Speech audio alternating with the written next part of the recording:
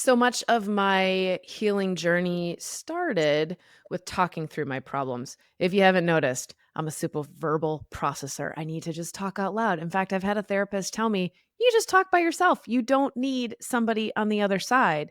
And yet, talking only took me so far until I really got into the body, got into the breath work, got into moving the junk out of my cells and my memory response and all that jazz. I couldn't really move forward.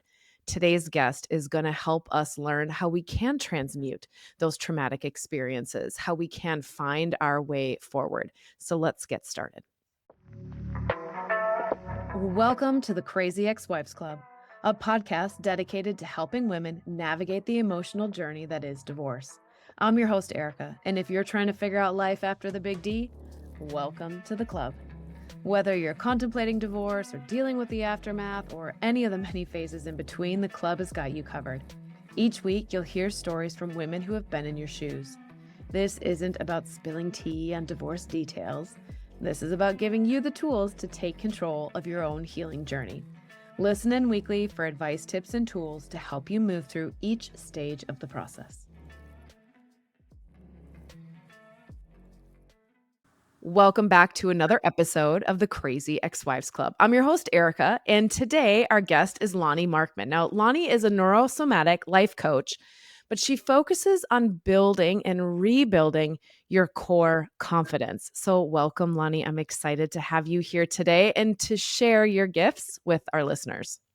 Yeah, awesome. Thank you for having me. This is like such an honor to be here and to know, as someone who's gone through my own process, just to know how important that this work is. How, I don't say this lightly, but how it saved me, and I'm happy to share it. Yeah. I love that. Yeah, when we were first talking and we were talking about, what is going to be that topic? Because as you guys can guess, anytime I meet with my guests that are going to be on the show, we have a lot of points of connection, passionate things that we would love to dig into. But the biggest one that came up was really about how do we transmute that trauma from the body? And so before we kind of get into that practice, I think it's really important to talk about the fact that trauma itself, we hear trauma a lot when it's big T trauma. Okay. It's car accidents, it's vets coming back from war, it is abuse situations. But there are so many other things that we experience in our life that are a traumatic experience. They create and leave trauma imprints in the body. And just because it didn't physically cause you to move, into a space of life or death, it doesn't mean that your mind didn't think it was a life or death. It doesn't mean that your nervous system didn't think it was a life or death. So trauma is a lot of those experiences that stay stuck and wired with us. Whew, yeah. I think one of the things that I know knocked me right off when I realized this is, as you said, there's big T's and there's little T's. Big T's are actually easier to heal from because they're a one-time incident, where little T's often are things that get chipped away over time, depending upon what the little T is. I don't want to generalize that, but those little T's, they stack. And so we don't even know we have to heal from them because they're not as obvious as the big T. So we keep going on with our life. We keep trying to perform. We keep trying to fix it. We keep burying it down. We keep, going to the fridge for something. We keep saying yes when we mean no, like whatever it is. And these are little T's that happen over time. And those stackable little T's is what happens in the body. And one day we're stuck in survival mode, or we've come out of a situation like getting divorced where, okay, now what?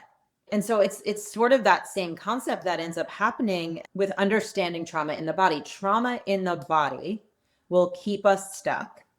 It will keep us in a shame cycle. It will keep us in self-judgment without us understanding, if it's a little T, what it comes from. And that's why it's so important to get to the root of some of these things. And that's what I do. Yeah, and I'm getting little goosebumps, but there were things, because let's put some labels on some of them. So if people Okay. are still like, I don't really understand, I will tell you that I'm going to work backwards because that's kind of how easy. So I'm in a new relationship, right? Well, for a few years now, but when it was first new, all of a sudden these things, I'd be like flooded in my system. I didn't know why I was so upset, but I was so angry at him and how could he do this thing to me? And it would be such a small thing that he did. And what I started to do, because at that point I had already gone through some EMDR stuff. So I started using my tapping. I started using my breath. I got down on my hands and my knees, right? You're rocking, you're moving. I'm in my body in flashes of these old memories. These little snippets of conversations with my ex would start to surface. And so these are those traumatic moments we're talking about. Like one specifically was the moment that we're sitting on the couch. We're on opposite ends of the couch. I've found out about the other woman. I'm asking him to work on it. And he just is saying, it hurts too much. I'm going to sweep it under the rug and I can't go back to it. Now, in the moment, I thought that processed out, right? It was a moment. It was a conversation. I cried. I begged. I pleaded. I did all the things. I didn't know it was still stuck in me years later. And then it bubbled up and I was like, oh, because in that moment, I was desperate to negotiate his willingness to work on it, which meant I didn't hold the space for my system to actually process the grief and the sadness and the pain and how big it felt. And also, in those moments when we are still in it, when we're stuck in survival mode, you're not thriving. They don't go together. And so we think we've had the conversation, we've shed the tears, maybe we've shaken it out of the body. We've regulated the moment, but not the memory. So powerful. And so this is why this isn't just a one-shot deal, right? This is a lifestyle. To live in and with your body as your best friend, as someone that you're in partnership with, just like we would talk about in what we want in a relationship. Well, we're with ourselves the longest. We're with ourselves all the time. We're the longest relationship we'll ever have. And so, how are we having this conversation with ourselves? And you don't know what you don't know. In that moment, you had no idea that this was going to come back out until something triggered you. And that's usually how it happens. Yeah. I talk about them being little bubbles, right? Something pushes against it, and then we gotta get to the bubble and pop it, and when you pop it, you're probably gonna cry, you're probably gonna feel this thing. There might be like a hot flash, like my body would heat, I'd feel it head to toe, but we gotta pop them because otherwise they stay in there kind of threatening to always be activated, and the other piece around it is it 100% controls your behaviors, but you don't even know that that's why. You don't know why you're getting upset or You whatever don't you're realize doing. you're looking through that lens. Yeah, totally. And I'm a big believer in the sense that I do believe we can heal layers and levels. I don't believe we're ever healed. I think that that's personally false in my world, but I do believe we can heal layers and levels. And how we notice that, how we notice if we're doing that is when our reaction to said trauma, to trigger, is different than it was 3 months ago, 6 months ago, 3 years ago. That's the growth. And it's a slow burn. 100%. So what are some other examples? So the listeners are typically either somewhere in the divorce process, separated or moving through divorce, or unhappily married. Would be some examples of those traumatic experiences that they might have had. Yeah. Okay. So, I mean, if we're talking about little T's in relationships, is, you know, being controlled in some capacity. You can fill that in whatever way. That is a little T because that takes away your own power, your own sovereignty. Digs are a big one, right? So it's like, oh, you can't do that. Or, You're wait, not what do very you mean? good You at just it. did that yesterday, Yeah. However, that conversation is, those little digs Mhm. happen a lot. And then also, little traumas can be self induced. And I want to say this because when we say yes, oh, I don't care, I'm fine. Okay. Because we're people pleasing our significant other. And so many of us have been there. I've been there. So I'm not saying anything about it. It just happens. And so now I don't know why I feel so bad. I think I don't care. I say I'm fine, but I'm chipping away at my own self, like my own ability to stand in what I believe. And Yeah. so I'm almost abandoning myself every time I'm saying yes when I mean no, or I believe I'm okay or it's fine when I have a feeling about it and it's not. Yeah, and that was a big one, the self-abandoning because, gradually then suddenly, you guys, it's little things until they get bigger, and so at first you're like, "Oh, it doesn't really matter," or "That's really small," or "It's just a little comment he made," but it continues to build up, and so in my world, I had chosen to not listen to what my body or my mind was telling me because I need to figure out how to fix it. I need to figure out how to make things better. Oh, we're just both in a bad space. I spent a lot of time creating a lot of excuses as to why it was okay that he wasn't ready to work on it. Or, because I was like, oh, he's depressed. He can't do it. He can't look at his emotions. We make all these You excuses. are talking about one of the biggest ones, the meaning making of things. Yes, and so in that, I stopped listening to me, which meant that part of the process was forgiving myself. Like, a lot of my trauma processing came back to just sitting with, younger versions of me and being like, "I'm sorry I didn't listen, but I'm not gonna do that to you again. Like, I get it now. I'm here." So, signs that somebody might have this because we create a lot of stories why it's not us and So why it's I not a want to problem. stay with a couple of the other little T's for a second, because I think that there's a couple ones that you're bringing something up where it's like we make excuses. They're having a bad day. They're depressed. We see the potential, the shiny object past them. We see what was. There's like lots of little pieces, but there's no reason that anyone should walk on eggshells in their own home. That is a little T that chips away at you over time.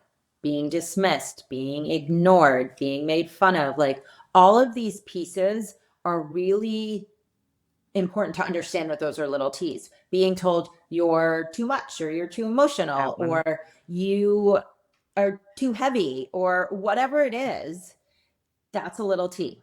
Yeah, that's a big one because by the end, your emotions are big. Constantly being told, "Oh my god, you're crying again? Like, seriously? You're too much. You're too much. This is too big. What's your problem?" And you start to doubt, like, "Well, why am I feeling all this? Is this really me inside my head?" Yeah.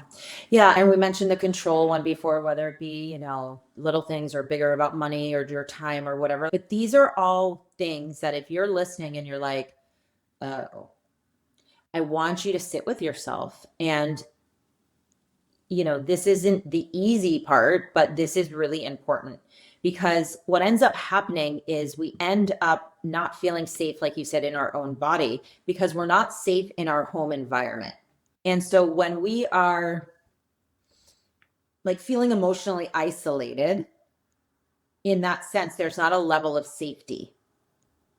And so to me, that is one of the bigger questions of like, what do I need to feel safe now? What do I need to feel safe now? Maybe it's you need a night away. Maybe it's you need a breath moment. Maybe I mean, it could be anything depending upon where you're at. But what do I need to feel safe right now? And that would be the first thing I would start to ask myself in these moments where you're questioning, like, is this trauma? Am I holding this in my body? What's the lens I'm looking through? You know what else I wanna say to that is there's something in around the fact that a lot of times we put such a toxic connotation to trauma. "Oh, must have been really bad." And I think we just need to lessen that a little bit too, because I will also say people who are married, who are happily married, people who celebrate 50-year anniversaries and do truly love each other, have they experienced trauma in their relationship? For sure. And so don't look at this is a red flag, that this is a bad relationship and something has gone wrong. This is a thing that's pressing on something that doesn't feel good for you. And just like Lonnie said, what do I need to feel safe right now? So that then I can figure out, is this a yellow flag or is this like, hey, I can work around this? 100%. There is no human on this planet that has not experienced trauma, period. Yep. Being in a relationship is one of the hardest things we've ever done. It's the most beautiful challenge, right? And none of this is saying if this is happening, get out. This is saying check in with you, get to be, start to be in a relationship with yourself.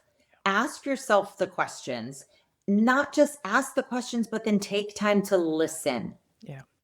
And we want to listen not from the ego mind of the shoulds and like the programming, but what is my body really telling me? And sometimes this takes a practice, so that's for sure. But when we can sit with those questions, sometimes you're like, oh, that's weird. Where'd that come from? Because now we're not living in what I think I should respond with. Yep. And we're living with what's really coming up in my heart, in my soul, in my belly. That's a big deal. Yeah. That's a big deal. So that would be my response. If you're feeling like yes to any of this, start to sit with yourself. Hand on heart, hand on belly, if that feels good to you. If you want to look in the mirror and have a conversation with yourself, if that feels good to you. But just really ask, what do I need to feel safe right now? 1%. We're not talking about full safety, just 1% more today. Mhm. And you might look in the mirror the next day and ask that same question. It might be a different answer, and that's beautiful. Yeah. Right. And then once you start to get to know yourself better and what is something you're no longer willing to carry with you, what is something that you feel really strong about and you haven't let out because, you've had softer boundaries or whatever the case may be, when you get clarity around that, then you get to really know how you want to be and how you want to be in a relationship. Yeah, and that's where you get to take your power back because instead of 100%. instead of these things, the programming, the subconscious programming, the expectations that we have that we've never actually shared or clarified, it's like the wiring we were built on, that is running you until you start to say, "Hold up. Like what do I need? What is my body telling me?" And then learn how to give it to yourself. We put so much pressure on everybody else has to be the one that helps us feel happy. And yes, I too am guilty of is it easier to be like somebody else should bring me flowers and buy me treats and deliver Starbucks and then it's just ooh, it feels so good. Yeah, but it's like short term, right? And then it's Yeah. always Just a relying hit of on dopamine. Yeah. yeah, like it's a great hit. It's the same as the Amazon delivery man.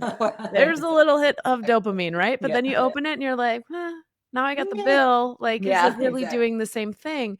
Versus getting quiet, getting clear with yourself. What do I really need? And little by little, that 1%, you guys moving through it. It's not about diving in and ripping everything up and going crazy on it. Yeah.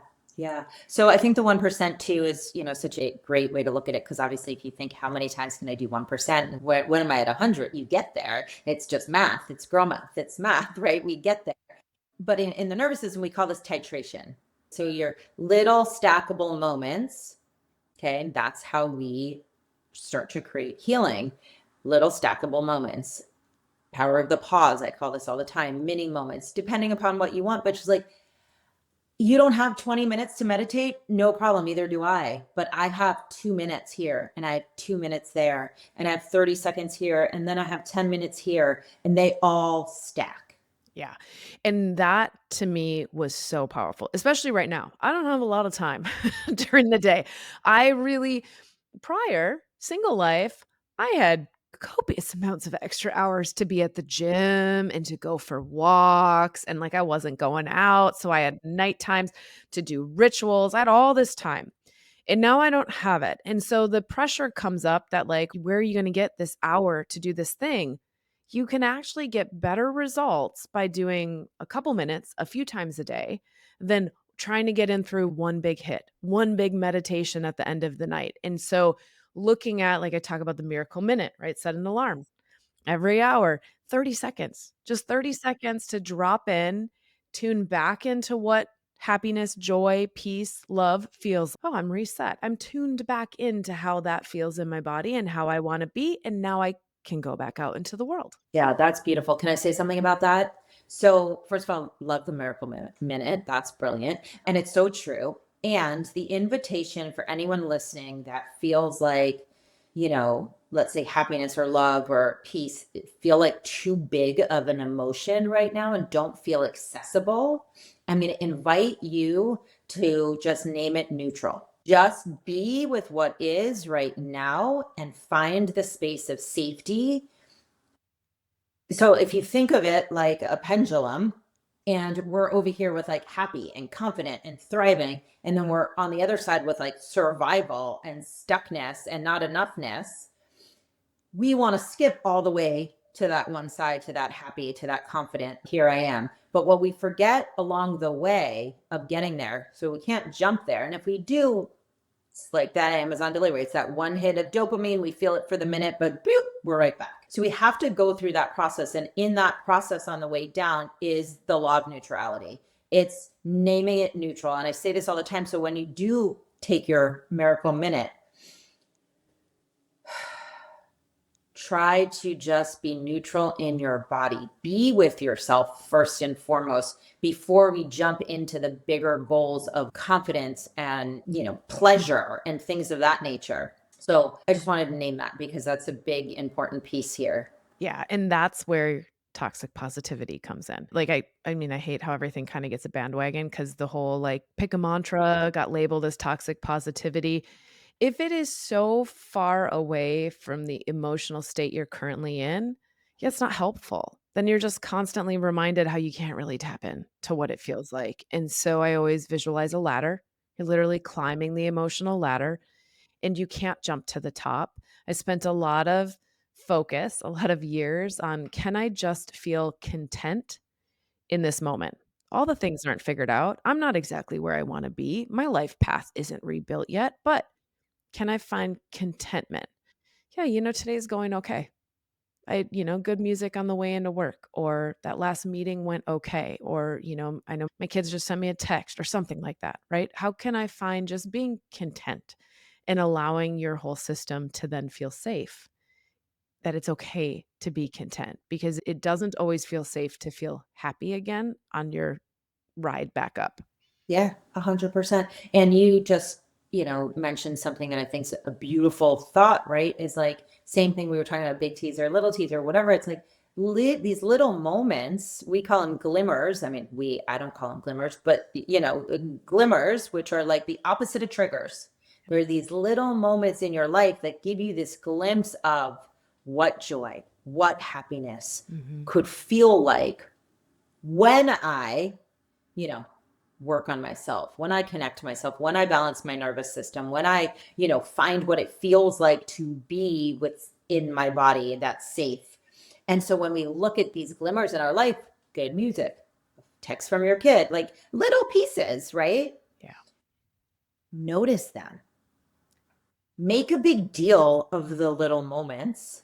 Mhm. And that's when your body starts. This is how reprogramming works. This is rewiring at its finest without you even having to be like, oh, this is what happens is like now I can have a glimmer of joy when that song comes on, or when that special ring from my son hits, my body goes into happiness, so we can reprogram it just like the other way. Yeah. It's a muscle, and you have to start to work it back, and I think when you are in that space where everything feels so hopeless, definitely at my lowest points, I felt like it was never gonna feel better. I felt like there was never gonna be a happiness again in my life. Like, I was 35 and I was like, "I should just call it quits. I'm already 35. How am I ever gonna get my life on track again? Like, we're done." It's one tiny moment at a time. And then there's a couple in a day, and then you make it till lunch before you get sad again, and that's a win, you guys. That is the goal. It's not that we wave a magic wand. You don't come into a coaching experience with Lonnie or I, and we do some tapping, and we take you through some things, and we rewire, and then we're like, "Poof, I wish that was the fixed." case. Right? That's the thing. Healing, like you had mentioned, it's not a degree. It's a learning how to take care of yourself. It's a learning of how to let things show up and then learn how to move through them. If you're feeling overwhelmed, exhausted from overthinking, and stuck in uncertainty, this message is for you. You don't have to keep feeling that way. Inside the club, you'll find a safe space to rediscover who you are, clarify what you want, and determine how you want to move forward. Surrounded by women who truly understand and guided by expert support, you are not alone on this journey. Join us at thecrazyexwivesclub.com/the club. It's time to reclaim your life. Absolutely. I mean, this isn't like you said, it's a lifestyle. It's small little choices over and over. To me, it's asking questions to yourself because most of us don't know ourselves in the way that we want. We know what we've been told. We know how we've had to show up to fit into the room or into the marriage or into whatever. So when we ask, so I'm a big believer in permission, giving permission. And so asking the question gives us permission. And permission is a beautiful feeling in our nervous system. It is that safety. Permission is what helps us create that confidence that we want to know who we are. It's so important because we're on this journey, right? You guys are little piece by piece picking these pieces back up to give yourself the safety to know that you get to be all of you, that you get to step into all the facets that naturally we kind of set things aside, especially if you had kids too. You set aside who you were as a single woman to move into a marriage. You set aside who you were as just a wife to step into a mom. You take on more responsibility, more hats. And now you get to call those pieces back in, but you get to curate them. What are the ones I want to keep? What are the ones that no longer serve me? Yeah. And you're calling them back in through deep wisdom now. Yeah. And Wisdom it's and experience. It's very beautiful. different. Yeah. It's very different place. And it is very beautiful. There's something really lovely about giving yourself permission to love all your parts. And I'll use me for example. I never believed in anger, for example. My parents fought a lot when I was younger. You know, I had such a great marriage because we never fought. You know why? I didn't care, quote unquote, air quotes, about everything. I was cool with anything because I didn't believe in disagreeing. I didn't believe in fighting. You see that this pattern, right? And so I had to really work hard with myself to understand that anger is not bad. It's just an emotion. Depends how I use it, right? But anger is not bad. It is an emotion. And when I allowed myself some of that sacred rage and that anger to come out, that was so healing. And so I got to love a part of me in this process that I once deemed wrong, bad, that I didn't want at all. I looked at other people who got angry as bad. And now here I am being like, okay, there's a part of me that has anger in it. And I get to love her too. So, yeah, loving all your parts is a huge piece. I did a lot of work to let go of my anger because I was so angry by the time we had gotten there that I had to teach myself that it was also safe to be angry because I had done all this work to say, "Oh, when anger shows up, get to the deeper emotion, get to the sadness, the fear, the da da da the low stuff, right? Pull the root up." But then I missed the fact that anger in its positive form creates a fire in you, creates a desire to go change something, right? We don't wanna use anger to hurt somebody, but anger is a very powerful emotion that can really give you the push things going when we use it and we understand it and that we're not just unleashing it on others. I always say this about anger and a fork, right? Like they're not, they are just what they are until how we use them makes a difference, right? Like a knife is a knife. You can cut at something with it. I can, like it just depends how we use it. So, yeah, I think that that's a really important piece. And I just love that you brought that up because I think for so many of us, we only want to love the good parts. We only want to show people the good parts. I don't know the right word I want to say, but like shifting your identity, which is what any of this is. If you're listening to this podcast, whether you're in a marriage or in the process of getting divorced, something in you is shifting. And so when you're shifting your identity to really give yourself permission to love all the pieces of you that come up into this process and to just hold them in, nourish them, take care of them.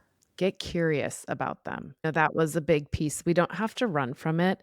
We spend so much time running from our pain, and I think this is one of my, personal missions, right? We think the negative emotions are bad, and so we spend a lot of time trying to avoid them. We create stories where they're not true or we don't lean into them, and then the fear gets bigger about how bad they're gonna hurt if we actually look at the truth. But when we turn and look at them, when we challenge them, when we say, "Well, is this true?"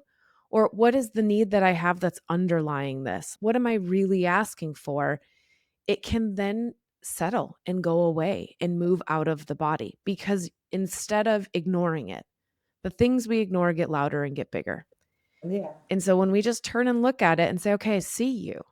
What are you asking for me to hear or learn about myself? Or where is a new space I'm evolving to? Something is becoming important that maybe didn't used to be. That's the power and why I am so passionate about helping people do the work to heal the pieces that broke because we spend way too much time running. I spent the majority of my life running because even as a small child, I was told you're too big, you're too emotional, you're too always out there.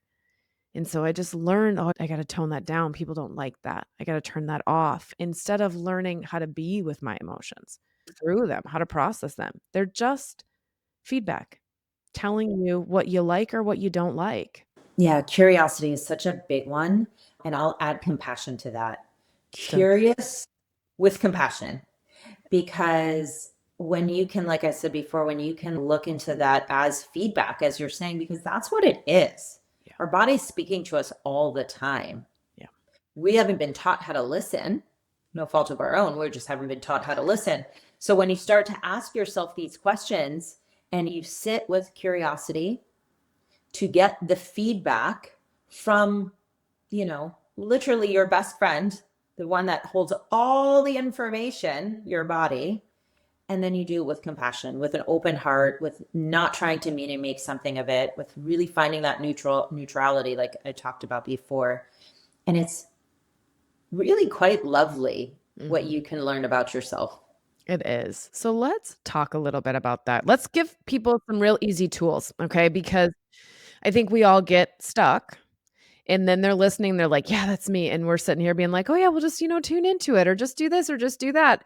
So where do they start? What is something? I know you've already told them, like just listening, asking your body what it needs. But when they're feeling that stuff, when they are activated, what are some of your go to tools that they could start to leverage? I think breath is always the easiest one, right? We all Agreed. have that ability. It's free, it's with us all the time. So I think the power of the pause is a big one because our goal when we're rewiring the nervous system is to change our response to something, essentially, right? Whether it's to self or to others. So when we're feeling something in that moment, hand on heart, hand on belly, and just a simple few deep breaths, taking that pause. And I know we've all heard this before, but we've all heard it before for a reason. You know, if that feels hard to you, there's other ways you can use your breath. Like box breathing is one of the ones that I love. You're literally drawing a box with your fingertips in the air on purpose. So that way your mind is following the fingertip. You're using your eyes. You mentioned EMDR, right? We do a lot of eye work, right brain, left brain there. So you're inhaling as the box goes up, exhaling over, inhaling as the box lowers, exhaling as it goes. And now you're following this really simple tool to Yeah. just give you that moment of calm. The breath is so powerful because it is the only way we can, activate our sympathetic nervous system. So what we have to do to get to a pause is we have to calm the body's like aggressive fight or flight response. Create that safety within yourself. So I used breath a lot too. So I did do box breathing. I also did just 5 deep diaphragmatic breaths. So again, that put that hand on your belly, and when you breathe in, your hand should go out, and when you exhale, your hand goes in. And you're not forcing it, but you're just, again, connecting with the present moment, your physical self right now, not future tripping, the anxious thoughts that are running down, "Oh my god, everything that's gonna go wrong." No, no, no. Bring it back to here. I do really love hand on heart, hand on belly. So if you're in a safe spot to be able to do that right now, I want you to just see how amazing it feels. It feels like you're being held. It can be enough to actually calm that tension, that anxiety that we kind of hold in our chest. And so now, yes, now you can start breathing. The other one that I liked was the 5 things that you can Yeah. see, smell, touch. I- So that one is, if the anxiety thoughts are hitting, your mind's running, you don't feel safe, the emotions are flooding your system, What are 5 things Yeah. you can identify with your 5 senses? So what do you Yeah. see, or what do you feel, or what do you smell? Because what is This it? one's really good when you're really in it, when you're really activated, almost panicky, feeling like this is a really beautiful one to ground you into that moment. Yeah, because again, it's just, how can I get back to the present moment? Okay, well, tune your mind into solving the problem. What's the problem it can solve? Well, I can see you on the screen. I can see my tea in front of me. I can feel that it's a little bit cool in my office right now. Again, back to the present moment and back to the feelings of like, in this moment, I am safe. And the more you can repeat those little pieces, I've talked about it too. I don't think I have one in front of me. I'm looking. The shift. It's like a little breathing tool. Do you ever see that one? I'll put the link in the show notes too, but it is, I think, Komosu, however you pronounce it. I probably just totally annihilated that. It's straw breathing, right? So you could use a straw, but I loved it because it was a beautiful piece of jewelry. And Mhm, I mhm. needed those tools. I needed those tools because I needed to be able to rely on something else. And so if I started getting stressed, I wore it at work all the time. You just picked it up and you breathe through this little tiny tube and it calmed, slowed your Well, that's breath all vagal down. toning that you're Yeah. doing, right? Yeah, So and so all that breath work. yeah. The other one, again, we talk about breath because breath is available to us. It's easy. You can do it anywhere. Another tool that I really like is EFT, is tapping. What I like about tapping is you can go through the whole process, top of the head, eye, side of the eye, you can go through the whole process. And we could drop a link, I think, to edit tapping. I have a script as well. But what I like about it is if you're, let's say, driving, we'll use an easy thing. You're driving and someone cuts you off and you're feeling activated. You could take a moment and just tap on your collarbone. And that's all you have to do. Tap on your collarbone. Okay. I could be on a Zoom call right now and I could have my hand on my temple and I could look like I'm just tapping on my temple, but you guys don't know that I'm calming in my nervous system here by doing. So you don't have to do the whole sequence for EFT. You could just do bits and parts of that sequence. But that tapping on the collarbone is a big one, I think, specifically for the women I work with, because this is a heavy emotion. This is a lot of stuckness. We're opening up the heart space, the throat chakra. So a lot of tapping here. And then I also take your fingertips down just below the breast, in between the rib cage, at the start of the rib cage, and we make circles. That's a beautiful one for just like when you need a little boost of confidence. This is great for really, I mean, it's great for digestion as well. But this spot here, I find is almost like a little, I call it the panic button. It's like a little nice spot for when you're feeling like it's hard to catch my breath. I'm feeling really activated. You know, your hands go right down the breast line in the rib cage and you'll feel it. It's tender. You can feel that spot and you're just massaging that in there. And you can, if affirmations or something you like or mantras, you can say that as you're kind of rubbing those spots. So any of that self touch, that self tapping, if that feels safe for you, always brings us back to the body. Do you have to go clockwise, counterclockwise? Does it matter when you're doing your circle right there? Counterclockwise. Okay. Yeah, I don't think it matters, but technically it's counterclockwise. Okay, perfect. I just wanted to make sure we clear, right? Because I was like, sometimes you're rubbing your stomach, and if you go backwards, you're, like, slowing down your digestion, so Yeah. let's just keep things Counter moving forward. Okay, what's your other one? So the other one that I really love is called progressive muscle relaxation, which is PMR. And you can do this throughout the whole body if you want. I particularly like to do it in the face often, especially because this is our vagus nerve that runs up in the back of the neck and the jaw. We hold a lot of tension in our jaw, just like you've all heard. We've heard a lot of tension in our hips. It's hips and jaw, they're kind of related. That's a whole nother conversation. But what you do is you tighten the muscle. Okay. You're going to hold, I'm going to just do my fingers right now. You're like tightening your hands. You hold that for 10 seconds and then you big breath release. And if you are listening to this right now, you can do the whole body. You tighten everything up and then we let go and release. And that is a beautiful way to release the physical tension and stress, survival energy from the body very, very, very quickly without needing to go into any like fix it mode. So I love those, and those were a lot of the tools that I used in the beginning too, when I was trying to find that space. I was trying to regulate enough to give myself a choice in how I wanted to respond instead of just a reaction. So breath work, yeah, it doesn't have to be anything crazy. It just is you choosing to regain control over your breath, box breathing, hand on your diaphragm, 5 deep breaths. I also loved tapping. I did a lot of EFT before I moved into EMDR tapping, just something the one that's also really easy, similar to how you're talking about your brow point, it's the karate chop and EFT, because you can put your hands in your lap while you're at work, under the table. Nobody knows that you're sitting there tapping away, just regulating yourself. I use that one all the time. So if you are feeling that you're like, "Huh, this probably yeah, I got some of this activated," you now have some tools to start to work through it, right? And then this is a lot of the work that we're doing in the divorce community, the club, the membership.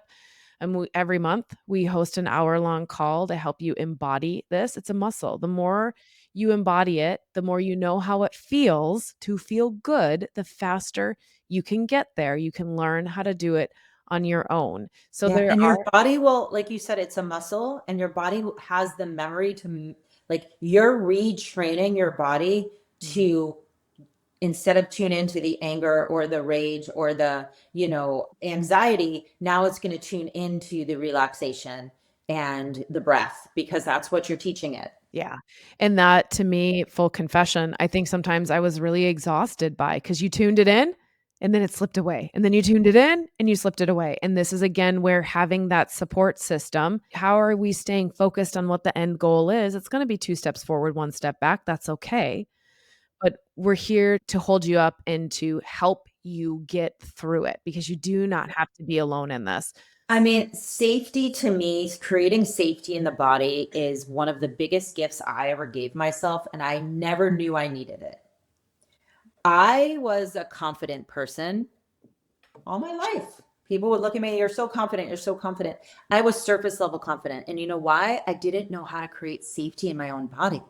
And through this work and these tools, can I now tell you that surface level confidence is not the case anymore? This is like real deep rooted safety in the body. And it was from these little teeny tiny shifts. Yeah, I love it. And then you also have something for listeners. So I would like for you to talk a little bit about the offer that you have so that if they feel called to get deeper into your world, they know what's out Yeah. there. Awesome. Well, I would love that. I have a free Facebook group. It is called Body Love Rewired. So we unapologetically talk about loving your body from a nervous system perspective lens and really just breaking down the barriers of the shoulds and the shames and the not enoughness that we've been conditioned to believe. And so we work on giving ourselves full body permission to love all of us. And in that group is not just the community itself, but I do a lot of somatic exercises. I run free challenges. So that's a beautiful way to step into this world of really learning to be your own best friend and get what I say, get your brain and your belly to be on the same page because that's where the magic really happens. That's where my magic wand lives. So that's my big one. And then I hang out on Instagram, which is Powerhouse by Loni. And I have a book coming out soon of all kinds of little fun things. But, if you want to just like tap into the community, Body Love Rewired would be your best bet, or Powerhouse by Loni on Instagram. Beautiful. You guys, we've got all the links for those locations in the show notes for you. They're also online for the blog about this episode. So at thecrazyexwivesclub.com under episodes, you can find all the details and the links to connect with Loni. Thank you so much for having this chat today. This is the work, you guys. This is the work. Little by little, you learn how to create safety in your body. You learn how to tell every single part of yourself that it matters. And it's so important that you give yourself grace in this process. It's not a one and done. It is the journey of why we are here. So until next week, extend yourself a little grace. Try out one or two of those breathing techniques when you feel agitated, anxious, or are worried about things. And we'll have you back next week for another great episode. And that's it. Another great episode of the Crazy Ex-Wives Club, a podcast for women learning how to heal from their divorce. Tune in next week for more advice and tips to help you figure out life after divorce. And until then, give yourself grace, do the best you can, and know that this is all part of the process.